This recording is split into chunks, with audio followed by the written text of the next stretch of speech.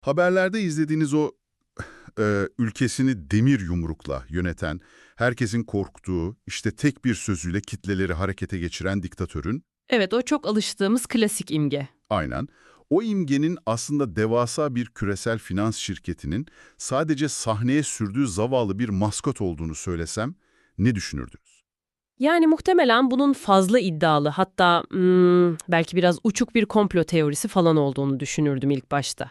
Değil mi? Çünkü televizyonu açtığımızda bir otoriter rejimden bahsedildiğinde zihnimizde anında çok net, hani neredeyse sinematografik bir tablo beliriyor. Sanki her şey kusursuz bir mühendislik projesi gibi tek bir adamın elinden çıkıyordur. Kesinlikle. Yani balkona çıkmış, kalabalıklara bağıran, her şeyi tek başına kontrol eden o mutlak güç figürü. Kolayca. Hı hı. İnsan beyni karmaşık sistemleri anlamakta zorlandığı için her zaman suçlayacak veya kahramanlaştıracak tek bir yüz arar. Çok doğru. Bütün düğmelere o basıyormuş, bütün kararları o alıyormuş ve o devasa ülkenin tüm kasasının anahtarı sadece onun cebindeymiş gibi düşünüyoruz. Evet, çok basit ve anlaması çok kolay bir hikaye. Ortada kötü niyetli bir adam var ve o her şeyi tek başına organize ediyor. Fakat bugün sizinle birlikte yapacağımız bu derinlemesine analizde o çok alıştığımız tek adam ezberini tamamen yerle bir edeceğiz. Gerçekten de sarsıcı bir analiz olacak. Bugün size sizce o sahnede bağıran adam gerçekten o sahnenin sahibi mi diye soracağız ve arka planda işleyen o devasa çarkların görünmeyen kısımlarına ışık tutacağız. National Kurumsal Hafıza Birimi, arşiv sistemi yazan oldukça resmi, ağırbaşlı bir mühür görseli. Şunu söylemek lazım, bu mühür sadece bir sembol değil, yani aynı zamanda ciddi bir bilgi toplama ve belgeleme çabasının göstergesi. Hı hı. Kurumsal hafıza birimi gibi isimlendirmeler, meseleye anlık siyasi krizler olarak değil, tamamen uzun vadeli ve sistematik bir yapı olarak yaklaşıldığını gösteriyor bize. Kesinlikle. İkinci kaynağımız ise İsveç'in Orjen kentinde yaşayan, işte bu Exile Lab International'ın kurucusu ve küresel sistem mimarı olan Sapar Iklay İklim ya da kaynaklarda geçen diğer adıyla Sapar Yaklımov'un kaleme aldığı kapsamlı bir metin. Evet, iklimin çalışmaları özellikle Türk dünyası için çok kritik. Tabii. Medeniyet analizi ve tarihsel anlatıların yeniden yapılandırılması üzerine yoğunlaşıyor kendisi. Aynen öyle. Kendisi Türkistan'ı sadece parçalanmış bir jeopolitik bölge olarak değil, bir medeniyet alanı olarak ele alan çok katmanlı yapısal çerçeveler geliştiriyor. Ve bunu yaparken de tarih, jeopolitik, kimlik ve kurumsal tasarımı çok iyi harmanlıyor.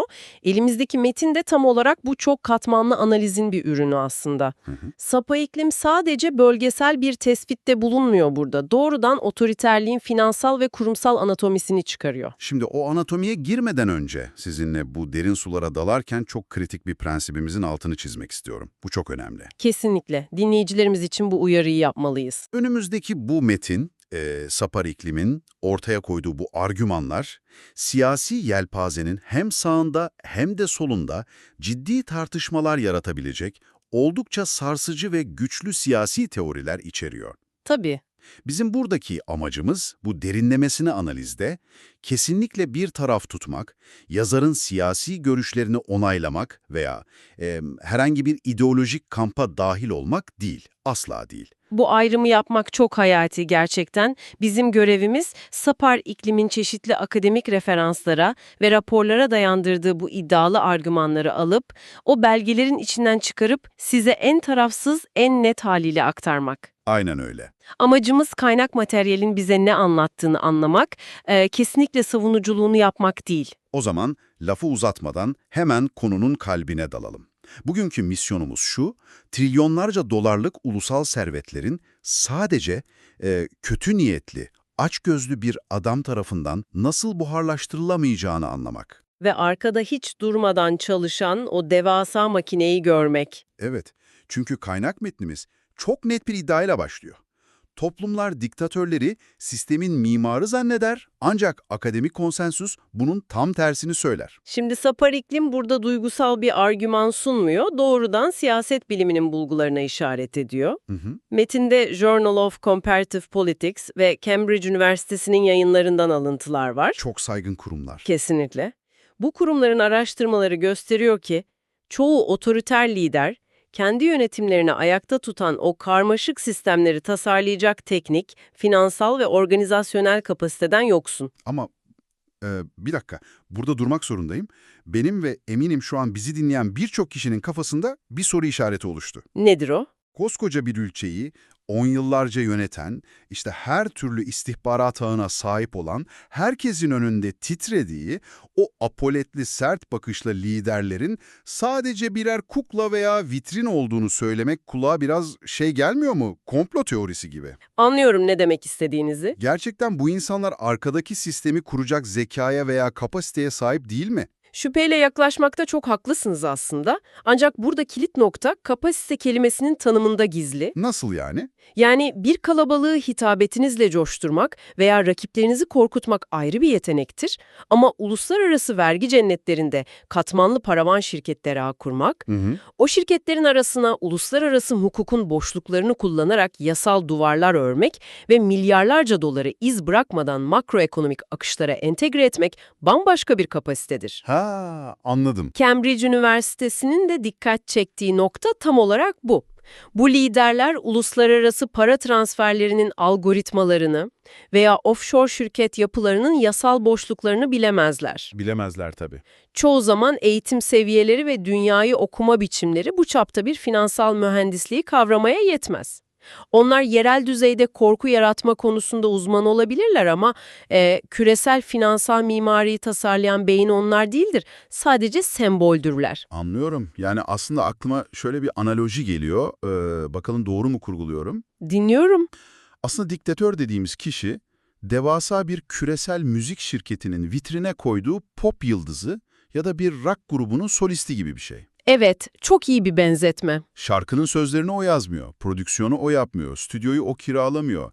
Ne bileyim işte uluslararası telif hakları yasalarını, Spotify algoritmalarını veya o dev PR kampanyalarını o yönetmiyor. Asla yönetmiyor. Arkada inanılmaz kompleks bir endüstri ve binlerce uzman var. Aynen, ama sahnede ışıklar sadece onun üzerine vurduğu için, mikrofon onun elinde olduğu için kalabalık müziği tamamen onun yarattığını sanıyor, tüm o devasa yapıyı tek başına onun yönettiğini sanıyor, değil mi? Bu çok yerinde ve çok aydınlatıcı bir analoji oldu. Diktatörün sistem içindeki temel işlevi tam olarak budur zaten. Vitrin olmak ve dikkati kendi üzerinde toplamak. Sadece dikkat dağıtmak yani. Evet, o solist sahnede ter dökük şarkı söylerken arkadaki yapımcılar, menajerler ve devasa hukuk departmanları asıl parayı kazanır ve o sahnenin bir sonraki konserde de tekrar kurulmasını sağlarlar. Vay canına. Sapar iklimin metninde çok isabetli bir şekilde belirtildiği gibi diktatör sadece sahnedeki yüz, onu oraya koyan, o ışıkları onun üzerine çeviren ve hoparlörlerin sesini açan dev bir makine var. Peki, burada doğal olarak bir mantık zinciri kurmamız gerekiyor o zaman. Eğer sahnede şarkı söyleyen bu solist, bu devasa endüstriyi tek başına yönetmiyorsa, Ki yönetmiyoruz. evet, o zaman 34 yıl boyunca bir ülkeden trilyonlarca doların buharlaşmasını sağlayan bu akıl almaz altyapıyı kim kuruyor ve bu paralar nasıl kayboluyor? En kritik soru bu. Çünkü kaynak metnimizde Sapar İklim çok çarpıcı ve net bir şey söylüyor. Trilyonlar kendi kendine kaybolmaz. İşte işin renginin değiştiği yer tam burası. Trilyonlarca dolarlık bir servetin el değiştirmesinden bahsediyoruz. İnanılmaz rakamlar. Sapar iklim bu olgunun sıradan bir yolsuzluk olarak adlandırılamayacağını savunuyor. Bunun tarihsel olarak bildiğimiz kolonyal sömürüye veya uluslararası kartellere benzeyen bir sistemik ekstraksiyon olduğunu söylüyor. Sistemik ekstraksiyon mu? Yani ulusal servetin en ince kılcal damarlarına kadar sistematik olarak çekilip alınması durumu. Ekstraksiyon, yani kelime anlamı olarak bir şeyi zorla çekip çıkarmak, özünü almak falan demek zaten. Doğru. Yani bir dişin çekilmesi veya bir madenin son gramına kadar oyulması gibi bir şeyden bahsediyoruz o zaman. Bir ülkenin tüm hücrelerindeki değeri adeta devasa bir vakumla çekmek. Kesinlikle öyle. Ve böylesine devasa bir vakumu çalıştırmak için yerel bir siyasi güç veya yerel bir mafya örgütlenmesi Kesinlikle ama kesinlikle yetersiz kalır. Hı hı. Metin burada doğrudan Global Financial Integrity raporuna atıfta bulunuyor. Rapor açıkça şunu söylüyor. Ne diyor rapor? Bu ölçekte bir kleptokrasi, yani o devasa hırsızlık rejimi sadece yerel unsurlarla değil, batılı bankacılar, avukatlar, brokerlar ve offshore kolaylaştırıcılarından oluşan çok uluslu ağlarla yürütülebilir. Bakın, burada biraz durup mekanizmanın tam olarak nasıl işlediğine odaklanmamız lazım bence. Tabii somutlaştıralım. Çünkü çok uluslu ağlar falan derken zihnimizde soyut bir kavram oluşuyor. Pratikte bu ağlar nasıl çalışıyor ve o bahsettiğimiz trilyonlar o vakumdan nasıl geçiyor? Metin bu aktörleri ve mekanizmaları çok net listelemiş aslında. Offshore bölgeler, vergi cennetlerindeki paravan şirketler, batılı finansal danışmanlar, uluslararası bankalar ve istihbarat servisleri. Hepsi işin içinde yani. Örnekle somutlaştırmak gerekirse şöyle düşünün. Söz konusu otoriter rejim, ülkenin en değerli madenini veya petrolünü dışarıya satacaktır, değil mi? Evet, en klasik senaryo. Normal şartlarda gelirin devletin kasasına girmesi gerekir. Ancak sistem şöyle kurulur. Londra'daki çok şık bir ofiste oturan prestijli avukatlar öyle karmaşık sözleşmeler ve yasal kılıflar hazırlarlar ki o madenin işletme hakkı önce Karayipler'deki bir paravan şirkete devredilir. Karayiplere gidiyor önce. Aynen ve bu şirketin kime ait olduğu yasal olarak tamamen gizlenmiştir. Paravan şirket madeni satar ve o milyarlarca dolarlık kar Zürih veya Dubai'deki banka hesaplarında aklanarak sözde yasal yatırımlara dönüştürülür. Peki ya diktatör? Onun rolü ne burada? Diktatör ise sadece bu madenin işletilmesi için kendi ülkesinde atılması gereken o basit imzayı atar. Ve tabii polis gücünü kullanarak yerel halkın itiraz etmesini falan engeller. Yok artık. Yani diktatör kendi ülkesinde meydanlarda bağırıp çağırırken asıl sistem Londra'daki avukatlık bürolarında ve Zürih'teki banka kasalarında adeta saat gibi işlemektedir. İnanılmaz gerçekten. Bu anlattıklarının beni her gün haberleri izlerken kullandığımız o dil alışkanlıklarımızı ciddi şekilde sorgulamaya itiyor şu an. Ne gibi mesela? Biz her gün televizyonda yolsuzluk yapan diktatör, rüşvet skandalı gibi laflar duyuyoruz ya. Evet, her gün duyduğumuz şeyler. Acaba biz bu yolsuzluk, yani İngilizcesiyle corruption kelimesini kullanarak aslında farkında olmadan gerçeği görmemizi engelleyen bir maske mi takıyoruz olaylara? Çok güzel bir nokta. Düşünüyorum da bir belediye başkanı ihaleye fesat karıştırıp cebine 1 milyon dolar attığında evet bu bir yolsuzluktur. Kesinlikle. Ama bir devletin tüm kaynakları, petrolü, doğalgazı, insan emeği Londra veya Dubai üzerinden yıllarca ve sistemli bir şekilde hem de yasalar bilerek buna göre yazılarak hortumlandığında buna sadece yolsuzluk demek, Çok hafif kalıyor, değil mi? olayın o endüstriyel, o devasa ve organize boyutunu küçültmek hatta sıradanlaştırmak olmuyor mu bu kelime? Bu itirazınız meselenin kalbine dokunuyor gerçekten. Yolsuzluk kelimesi gerçekten de bu devasa yapının büyüklüğünü ve karmaşıklığını gizleyen, olayı basit bir ahlaki zafiyet gibi gösteren bir perde. Sadece bir ahlak sorunu gibi algılıyoruz. Halbuki öyle değil. Sapar İklim de metninde tam olarak bu dilsel ve kavramsal yanılgıya dikkat çekiyor zaten. Dahası uluslararası kurumlar da artık durumun farkında. Onlar nasıl tanımlıyor peki? Dünya Bankası bu boyuttaki bir sömürüyü tanımlamak için sıradan yolsuzluk kavramı yerine çok daha özel, çok daha sarsıcı bir kavram kullanıyor. State capture, yani devletin ele geçirilmesi. Devletin ele geçirilmesi. Gerçekten de yolsuzluktan çok daha korkutucu tınlıyor kulağa. Değil mi? Çünkü yolsuzlukta devlet hala oradadır, yani kurumları işliyordur. Sadece birileri onun cebinden 3-5 para çalıyordur. Ama devleti ele geçirmekte olay bambaşka bir boyuta geçiyor. Tam isabet, Oxford Üniversitesi, Harvard Kennedy School ve Transparency International gibi saygın kurumlarda tam olarak bu ayrımı yapıyorlar artık. Olay yozlaşmış birkaç bürokratın veya liderin kasadan gizlice para çalması değildir. Olay, devletin yasama, yürütme, yargı gibi tüm temel mekanizmalarının, tüm kurumlarının Evet. özel bir ağ tarafından topyekün özelleştirilmesi ve tamamen kendi çıkarları için yeniden programlanmasıdır. Yani devlet bildiğimiz devlet olmaktan çıkıyor. Aynen öyle.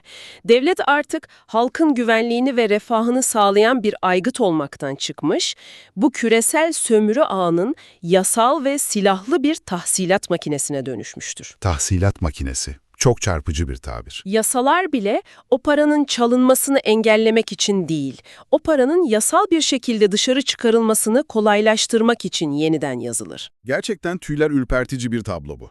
Peki, madem ortada devleti ele geçirip bir tahsilat makinesine dönüştüren bu küresel trilyon dolarlık makine var Evet. ve o televizyonda yüzünü gördüğümüz, işte tüm nefretimizi yönelttiğimiz diktatör sadece bir vitrin, Hı hı. o halde bu karmaşık ağın iplerini elinde tutan asıl kişiler kimler?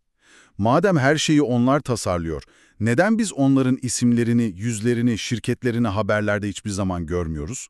İşin asıl çarpıcı ve belki de en ürkütücü kısmı şu ki, bu isimlerin bilinmemesi bir rastlantı falan değil.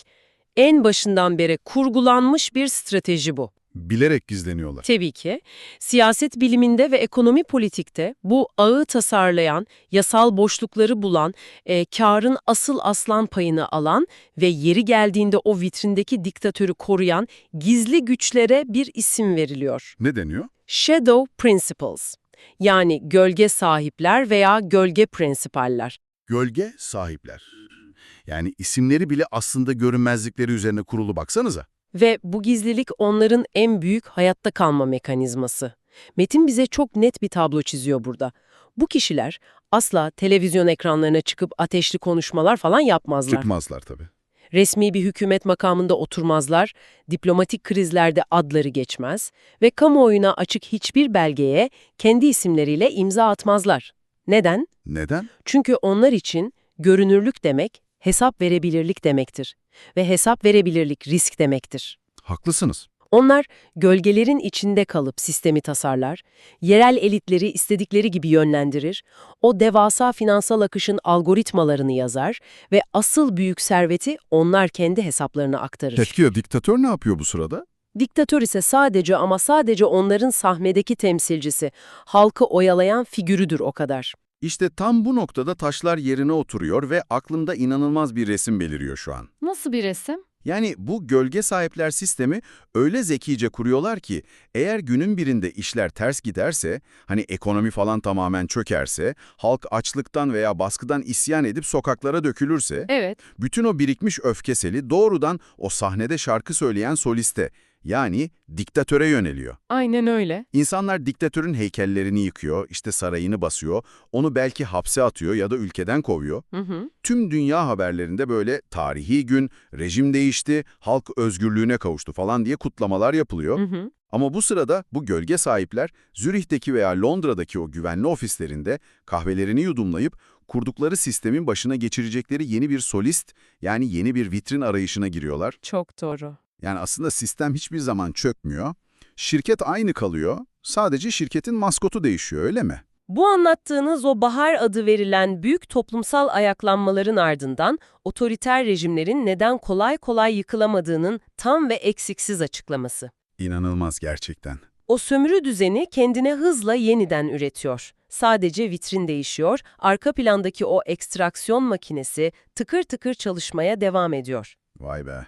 Hatta burada metinde geçen ve Journal of Political Economy'den alınan çok ilginç bir veri var ki, bence bu analizimizin en can alıcı noktalarından biri bu. Merakla dinliyorum. Ne veri? Bu veri, diktatörlerin nasıl seçildiğine dair bakış açımızı tamamen ters yüz ediyor. Araştırmalar gösteriyor ki bu gölge sahiplerin desteklediği diktatörler genellikle öyle sanıldığı gibi güçlü, zeki, karizmatik veya ülkeleri için büyük vizyonları olan insanlar oldukları için o koltuğa oturtulamazlar. Gerçekten mi? Tam tersine. Yetersiz, derin güvensizlikleri olan, eğitimsiz ve tamamen dışarıdan gelecek bir güce bağımlı oldukları için özel olarak seçilirler. Nasıl yani? Yani sistemin birer kullanışlı aptalı olmaya psikolojik ve entelektüel olarak en yatkın kişiler bilerek ve isteyerek en tepeye yerleştirilir. Bir saniye. Bunu biraz sindirmem lazım. Bu resmen tersine işleyen bir liyakat sistemi yahu. Evet, tam bir tersine liyakat. Yani gölge sahipler en tepeye bilerek liyakatsiz, zeki olmayan ve vizyonsuz birini koyuyorlar. Peki neden? Düşününce aslında cevap çok basit. Nedenmiş? Çünkü eğer oraya zeki, kapasiteli ve vizyoner bir lider koyarlarsa, o lider yarın öbür gün dosyaları inceleyip Londra'daki veya Zürih'teki bu hortumlama şebekesini fark edecektir. Kesinlikle öyle. Bir dakika ya, benim ülkemin madenleri satılıyor ama parası neden Karayipler'deki bir hesaba gidiyor diye itiraz edecektir, sistemi tehdit edecektir yani. Aynen öyle. Onların bağımsız bir lidere ihtiyacı yok ki. Onlara halkın tüm nefret oklarını üzerine çekecek ama o kurulan karmaşık finansal sisteme asla anlayamayacak kadar zayıf bir paratoner lazım o zaman.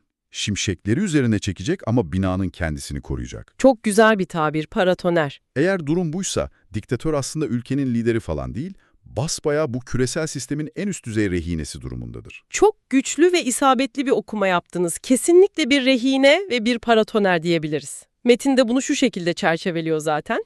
Diktatör ülkedeki tüm siyasi nefreti, tüm suçlamaları, uluslararası yaptırımları ve kendi etrafında yaratılan o sahte mitolojiyi üzerine çeken devasa bir süngerdir. Her şeyi emiyor yani. Aynen öyle. Onun zayıflığı ve liyakatsizliği, gölge sahiplerin en büyük güvencesidir. Kendi başına bir güç merkezi olamayacak kadar yetersiz olduğu için sürekli olarak o gizli uluslararası ağın korumasına muhtaçtır. Tabi, arkasında onlar olmazsa ayakta kalamaz. İşte bu hayati muhtaçlık durumu yüzünden de o ağın çıkarlarına hizmet etmekten ve önüne konulan belgelere imza atmaktan başka hiçbir seçeneği kalmaz elinde. Peki, tüm bu konuştuklarımızı devasa bir tablo olarak karşımıza koyarsak ne görüyoruz? Sizin için, yani bizi dinleyenler için bunu biraz toparlayalım istiyorum. Tabii, özetleyelim. Bugün Exile Lab International'ın arşivlerinden ve Sapar İklim'in metninden yola çıkarak gerçekten çok ağır bir ezberi bozduk bence. Kesinlikle. Otoriter rejimlerin ve ülkeleri yoksulluğa mahkum eden o devasa sömürü mekanizmalarının tek bir adamın kötülüğünden, hırsından veya o ülkenin geri kalmışlığından ibaret olmadığını gördük. Olay çok daha sistematik. Bu kelimenin tam anlamıyla ulus ötesi bir işletme modeli. Devlet aygıtının dünyanın en saygın şehirlerinde ofisleri bulunan küresel bir ağ tarafından ele geçirilmesi ve bir vakum makinesine dönüştürülmesi işlemi. Evet ve ortada trilyon dolarlık bir hırsızlık, dev bir ekstraksiyon varsa, bunu sadece sarayında oturan eğitim seviyesi şüpheli bir adamın tek başına bir kağıt kalemle yapabileceğine inanmak gerçekten büyük bir saflık olur. Çok haklısınız. Kameraların arkasında çalışan, uluslararası sulardaki o offshore hesapları yöneten, hukuki boşlukları bulan, devasa, sofistike ve görünmez bir mimari var. Sahnede gördüğümüz o bağırıp çağıran figür sadece dikkatimizi dağıtmak ve asıl sistemi korumak için oraya konmuş, günü geldiğinde de kolayca harcanabilecek bir illüzyon. İşte tam da bu yüzden bugünkü bu analizimiz sadece akademik veya entelektüel bir sohbet değil bence. Dünyayı, haberleri ve siyaseti okuma biçimimizi kökünden değiştirecek bir mercek. Umarım öyle olur. Bir sonraki sefere televizyonu açtığınızda ve ekranda böyle bağırıp çağıran, koltuğundan düşen veya gücünü arttıran bir otokrat gördüğünüzde lütfen sadece o ekrandaki figüre odaklanmayı bırakın. O sinematografik illüzyona kapılmayın artık. Farklı sorular sormaya başlamak lazım. Kesinlikle. Kendinize hemen şu soruyu sorun. Şu an bu adam ekranda bağırırken arkasındaki o karmaşık offshore hesaplarını acaba kim yönetiyor? Ülkenin madenlerinden elde edilen o devasa para akışlarını İsviçre'de, Dubai'de, Londra'da kim kurguluyor? Evet. Ve sahnedeki bu paratoner tüm halkın nefretini üzerine çekerken asıl trilyonları kendi hesabına kim geçiriyor? İnanın bana, bu bilgi sizin küresel güç dengelerini okuma şeklinizi gerçekten sonsuza dek değiştirecektir. Sahipleri hesaba katmazsak hep sadece gölgelerle dövüşmüş oluruz. Asıl makine çalışmaya devam ederken biz sürekli vitrindeki mankenlerin değişmesini devrim sanıp seviniriz. Halbuki arka planda hiçbir şey değişmemiştir. Ancak mekanizmanın nasıl işlediğini anladığımızda asıl sorunu görmeye başlarız. Ve bu analizimizin sonuna gelirken aklınızdan uzun süre çıkmayacak, o bahsettiğimiz kaynak metni satır aralarından süzülen, belki de bugüne kadar hiç düşünmediğiniz çok provokatif bir düşünce bırakmak istiyorum size. Üzerine böyle uzun uzun düşünmelik bir soru. Buyurun. Saparidyak iklimin metninde ve uluslararası raporlarda bu trilyonluk hortumlama sisteminin kusursuz çalışması için batılı finans kurumlarına, Zürih'teki bankacılara ve Londra'daki prestijli hukuk firmalarına mutlak bir ihtiyaç duyulduğu çok açıkça belirtiliyor. Evet, raporlar bunu doğruluyor. O halde durup kendimize şunu sormamız gerekmez mi? Bugün dünyada insan haklarıyla, şeffaflıkla, hesap verebilirlikle ve yüksek demokrasi standartlarıyla en çok övünen o sözde gelişmiş dünyanın ekonomisi, aslında bu otoriter rejimlerin kendi ülkelerinden çekip çıkardığı o devasa servetler için nihai bir güvenlik kasa işlevi görüyor olabilir mi? Gerçekten çok sarsıcı bir soru bu. Yani televizyonlarda diktatörleri en yüksek sesle kınayan, onlara ambargolar uygulayan aynı küresel başkentler kapalı kapılar ardında o diktatörlerin iplerini tutan gölge sahiplerine ve onların kanlı paralarına ev sahipliği mi yapıyor? Bu tüm o küresel sistemin ikiyüzlülüğünü suratımıza çarpan ve üzerine ciltlerce kitap yazılabilecek kadar çarpıcı bir soru hakikaten. Belki de o çok eleştirilen pop yıldızının arkasındaki plak şirketinin asıl patronları, gazetelerde o yıldızı acımasızca eleştiren saygın müzik eleştirmenlerinin ta kendisidir. Siz bu düşüncenin ağırlığıyla baş başa kalırken biz de derinlemesine analizimizi burada noktalıyoruz. Dinlediğiniz için çok teşekkürler. Teşekkür ederiz. Otoriterliğin görünmeyen yüzünü unutmayın ve sahnede kopan gürültünün arkasındaki o sessiz ve derinden işleyen makineyi sorgulamaya devam edin. Hoşça kalın.